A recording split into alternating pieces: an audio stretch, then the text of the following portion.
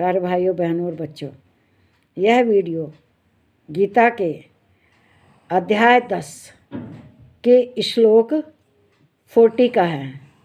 आप जानते हैं यह अध्याय 10 गीता का, श्रीमद् भगवत गीता का अध्याय 10, ये क्या है? विभूति योग। इसमें श्री कृष्ण भगवान ने अर्जुन को जगह जगह बहुत सी इकाइयों में अपनी बताई है कि मैं यहाँ हूँ, यह मेरी विभूति है।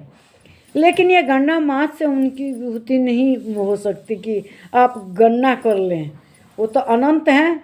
इस प्रकृति में अनंत चीज़ें हैं और उन अनंतों में सब जगह श्री कृष्ण भगवान हैं। तो यही श्री कृष्ण भगवान अर्जुन को बता रहे हैं कि मैं कहाँ कहाँ हूँ और मैंने तुम्हें कितना बताया अपनी विभूतियों के बारे में। तो ये श्लोक है श्रीमद् भगवद गीता अध्याय 10 श्लोक 39। कहते हैं यच्चापि सर्वभूतानां बीजं तदहम् अर्जुन न तदस्ति विना यत् सन्मया भूतं चराचरम। कहते हैं और हे अर्जुन, जो सब भूतों की उत्पत्ति का कारण है वह भी मैं हूँ। भूत माने भूत पिशाच प्रेत नहीं है। भूत माने चर अचर जो भी है पृथ्वी पर प्रकृति में वह भूत हैं, जो भी है। फिर कहते हैं सब मैं ही हूँ, क्योंकि ऐसा चर अचर कोई भी भूत नहीं है जो मुझसे रहित हो। हर कोई श्री कृष्ण भगवान से पूरित है। श्री कृष्ण भगवान की दिव्यता सबके अंदर है। अगर श्री कृष्ण भगवान ना होते तो किसी भी इकाई का अस्तित्व ही संभव नहीं रहता। पृथ्वी पे चर अचर कोई भी इकाई है, पेड़ है, पौधे हैं, पत्थर है, ईंटा, कुछ भी। तो वही श्री कृष्ण भगवान कह रहे हैं कि सभी भूतों के में बीज में ही हूँ, मतलब हर चीज़ के कारण श्री कृष्ण भगवान है। अगर श्री कृष्ण भगवान नहीं है तो कोई भूत चलायमान, अचलायमान, स्थिर कुछ भी नहीं होता। सभी चर अचर का सबका बीज श्री कृष्ण भगवान ही है। कोई भी इकाई श्री कृष्ण भगवान के बिना चलायमान नहीं हो सकती।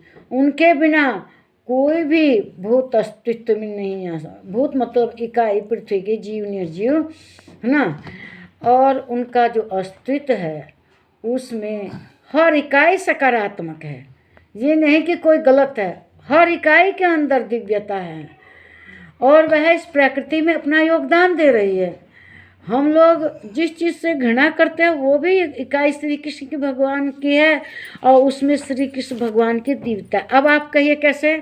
अब एक तिल चट्टा है, उसे देख के हमें कितनी घृणा आती है, लेकिन उसके अंदर भी दिव्यता है श्री कृष्ण भगवान। आप कहेंगे कैसे? क्योंकि जो सड़े गले पदार्थ हैं, व्यर्थ पदार्थ है, उनको वो खाता है, समाप्त कर देता है। जो प्लास्टिक है ये किसी चीज़ से खराब नहीं होती, उसको नष्ट करने की क्षमता तिलचट्टे के अंदर होती है।